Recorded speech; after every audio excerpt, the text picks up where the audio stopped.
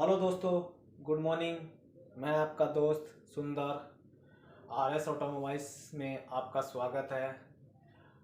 आज हम IIT sensor and map sensor के बारे में जानेंगे कि ये कहाँ लगा होता है, इसका क्या काम होता है।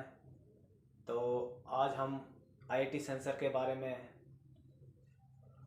पूरी नॉलेज लेंगे और इसमें आपको हर एक पॉइंट्स वेरी इंपॉर्टेंट्स रहेंगे। और बिना देरी करते हुए अब हम अपने टॉपिक पे बात करते हैं कि आईआईटी सेंसर पहली बात तो लगा कहाँ रहता है और ये सेंसर क्या काम करता है, क्यों लगाया जाता है, इसका क्या फ़ायदा होता है। हर गाड़ियों के अंदर जो कि सेंसराइज गाड़ी होती है उसके बारे में हम जानेंगे। तो एक आईआईटी सेंसर और एमएफ सेंसर पहले अलग अलग आता था, लेकिन अभी हर गाड़ियों के अंदर एक ही उसमें इनबिल्ट कर दिया जाता है। ये सेंसर कहाँ लगा रहता है? आईआईटी सेंसर और एमएफ सेंसर यानी कि मैनीफोल्ड एब्सोल्यूट प्रेशर सेंसर और IIT intake air temperature sensor होते हैं। यानी कि इंटेक का जो टेम्परेचर होता है उसे बताता है और वो मैनीफोल्ड के अंदर जो प्रेशर्स होता है उसके बारे में बताता है। तो ये हमारा सेंसर आपको कहाँ मिलेगा? ये आपको एयर फिल्टर जहाँ पे होता है, जहाँ पे एयर फिल्टर होता है, एयर फिल्टर के ऊपर लगा रहता है ये सेंसर हमारा।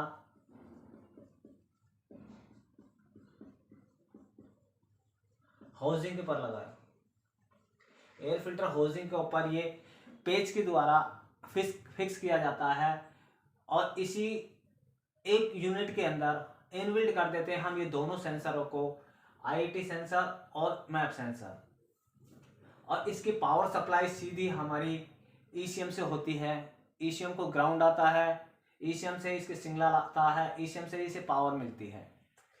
तो इसका जो ईसीएम से ही इंफॉर्मेशन ईसीएम को देता है कि क्या एयर का टेम्परेचर चल रहा है और क्या एयर का प्रेशर चल रहा है, उसके बारे में ये आईआईटी सेंसर और एमएफ सेंसर हमें बताता है, इंफॉर्मेशन देता है ईसीएम को। और ईसीएम जब एयर का टेम्परेचर और एयर का फ्लो चेक करके आगे इंजेक्टर को सप्लाई देते हैं, जो एक्चुएटर्स होते हैं हमारे, वो काम करना चालू करता है। तो ईसीएम इसकी अकॉर्डिंग हवा का प्रेशर और हवा का टेम्परेचर देखते हुए ईसीएम कमांड देता है इंजेक्टर को कितना प्रेशर से हमें वहां पे इंजेक्टर की सप्लाई करानी है।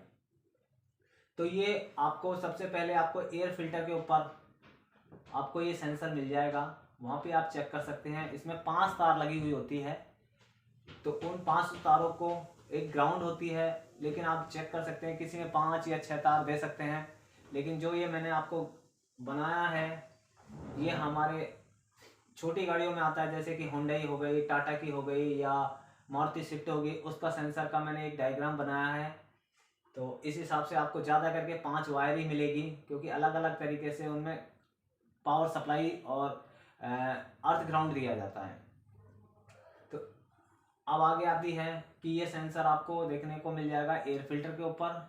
ईसीएम आपको चेक मिल जाएगा आपका जो बॉडी के अंदर कहीं पे भी, या तो इंजन कंपार्टमेंट में लगा रहता है या व्हीकल कंपार्टमेंट में लगा रहता है, तो वहाँ पे आपको ये ईसीएम मिल जाएगा। तो ईसीएम से इसकी पावर सप्लाई और ग्राउंड और सिग्नल सप्लाई आती जाती रहती है।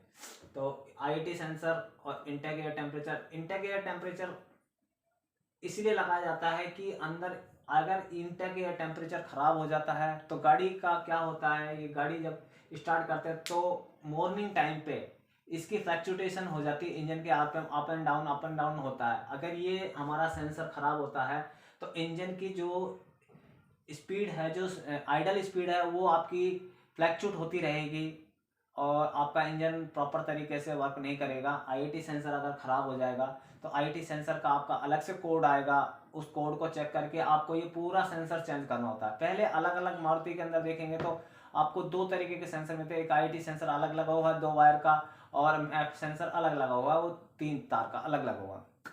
लेकिन अभी कंपनियों में क्या किया, एक ही सेंसर के अंदर इनबिल्ट करके नहीं एमएफ सेंसर बना के, मैनीफोल्ड एब्सोल्यूट प्रेशर सेंसर बना के लगा दिया है। जब भी आपका ये कोड आता है तो भी आपको ये पूरा सेंसर चेंज करना होता है, और अगर ये मैप सेंसर खराब होता है तो भी आपको पूरा सेंसर चेंज करना होता है। तो ये बहुत कॉस्टली होता है। अगर मैप सेंसर खराब हो जाएगा तो आपकी गाड़ी में क्या होगा, स्टार्टिंग की ट्रबल हो जाएगी। स्टार्टिंग ट्रबल यानी कि आपका स्टार्ट नहीं होगा इंजन, और स्टार्ट होगा तो पिकअप नहीं आएगा।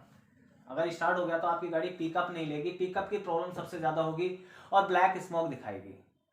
ये अगर एमएफ सेंसर अगर आपका खराब होगा तो पिकअप की प्रॉब्लम आएगी और गाड़ी के आरपीएम नहीं जाएगा, जितना आरपीएम दिखाते हैं उतना आरपीएम नहीं जाएगा, कुछ आरपीएम पे जाके गाड़ी आपकी रुक जाएगी। तो क्या कि ये बूस्ट नहीं बताता कि कितना बूस्ट हो रहा है, उसके बारे में ये नहीं बताता। इसलिए क्या है, ईसीएम आगे इंफॉर्मेशन नहीं देता कि कितने हिसाब से प्रेशर आगे जा रहा है। तो ये मैप सेंसर आपको बहुत ही ज़्यादा इम्पोर्टेंट होता है कार के अंदर, क्योंकि इसके आधार पे ही गाड़ी की आरपीएम प्रॉपर तरीके से इंजन आरपीएम लेता है। और ये ब्लैक स्मोक दिखाता है अगर ये खराब होता है तो, और गाड़ी रनिंग नहीं करती, पिकअप नहीं लेती। तो ये सेंसर आपको चेक करना है। इसकी वायरिंग कंटिन्यूटी भी चेक करनी है, अगर ये कहीं से कपलर में से वायर तो नहीं टूट गया है, ये कुछ हो गया है, तो इस हिसाब से आपको इसको चेक करना है। तो मैप सेंसर इसीलिए लगाया जाता है कि अंदर का प्रेशर और आईटी सेंसर का टेम्परेचर देखते हुए ही इंफॉर्मेशन देता है ईसीएम को, कि ईसीएम से आगे इंफॉर्मेशन आगे आउटपुट होती है कि इंजेक्टर किस हिसाब से काम करेगा, किस कंडीशन में किसको स्प्रे कराएगा। तो उसको यहाँ से हमें पता लग जाता है इसकी इंफॉर्मेशन से।